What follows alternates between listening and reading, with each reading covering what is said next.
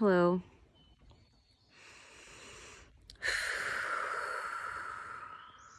I had a tete-a-tete with Saint Anne this morning, and I just wanted to ask her if she would like to record anything.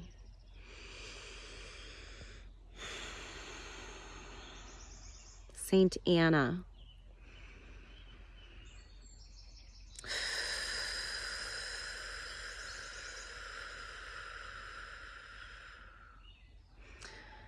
What's my question?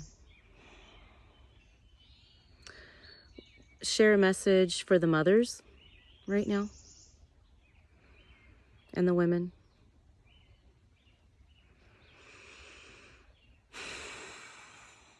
Sisters,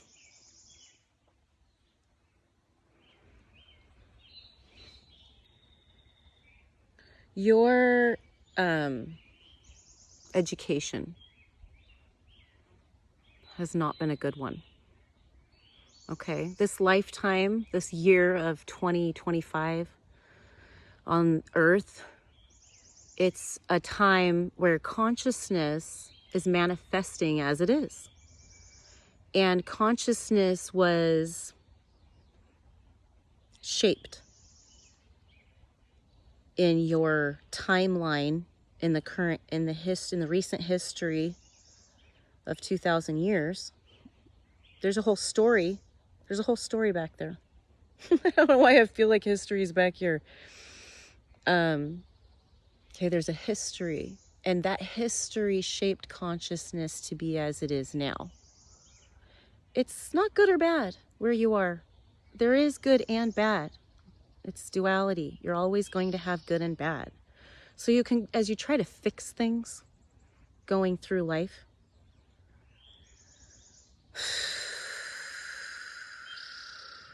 you're still staying in the system.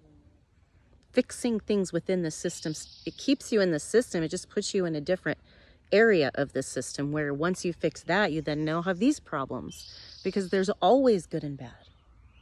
There will always be good and bad because you're in duality, where duality wouldn't exist without good and bad. You're never going to completely get rid of the bad.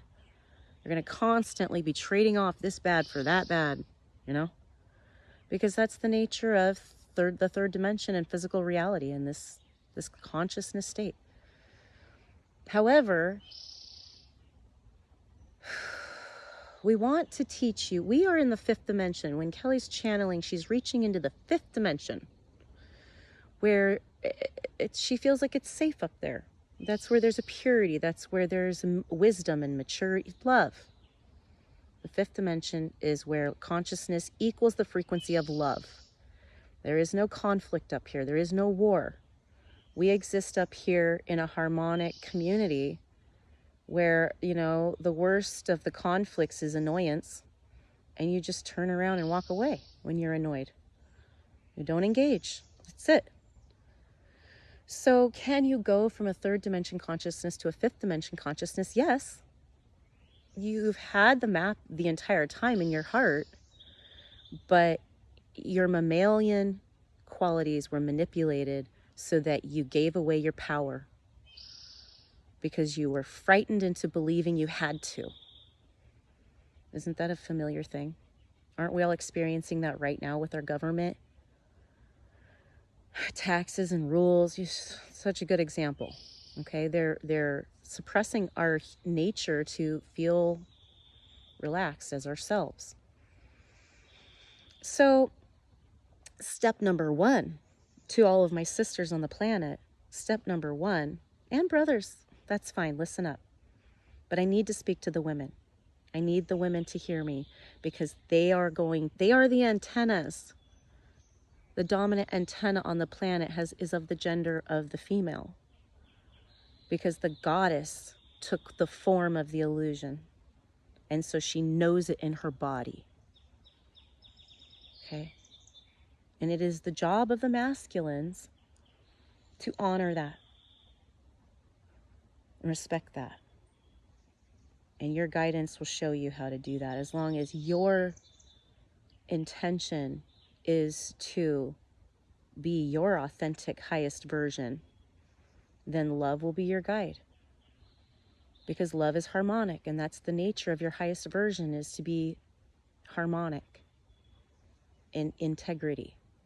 And everybody can find it inside them if they want to. Or they can give their power away and become unconscious because of trauma and confusion.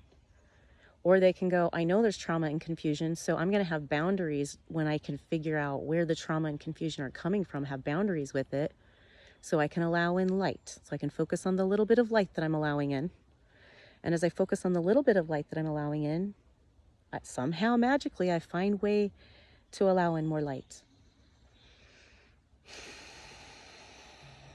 See, Kelly, you are channeling, my dear. Yes, you are. You are. You are. Yeah.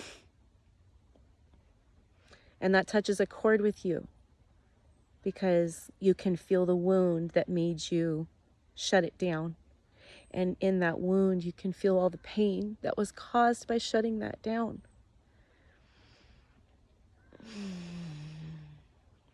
When you seek bliss and you seek joy, and you're like, that's it, that's my tunnel, I'm focused.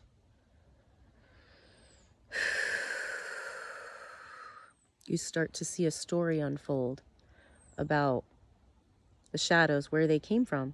Where did all the veils and the shadows come from?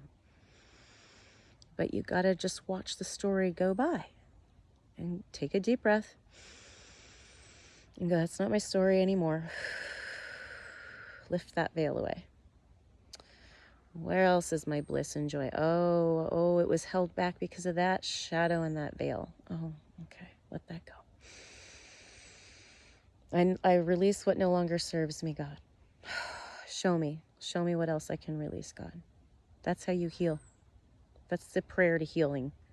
God, show me what else I need to release. Because you don't control your physical healing. You don't control that. Your body heals itself. Your consciousness made you sick. So your consciousness has to get out of the way, stop making you sick, and you'll heal. So yes, the work is mental. You have to feel in your mind health, bliss, ecstasy, thriving. And it helps to sit up straight, and it helps to do push-ups. It helps to wake up early and go to bed early and stop drinking so much coffee and put your bare feet on the soil and be in the sunshine and hug your kids and look them in the eyes and choose to make them potatoes instead of cereal and put that kale in your smoothie and drink that chlorophyll in your water and close your eyes more. Put your phone down and don't drink the alcohol. But accept where you are.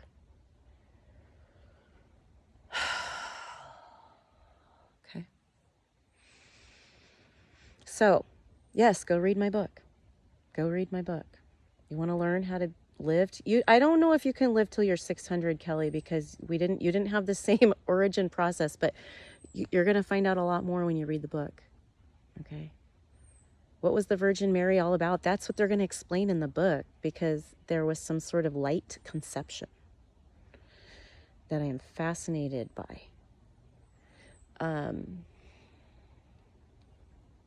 Okay. Thank you, Anna, who identifies as a friend as opposed to a saint.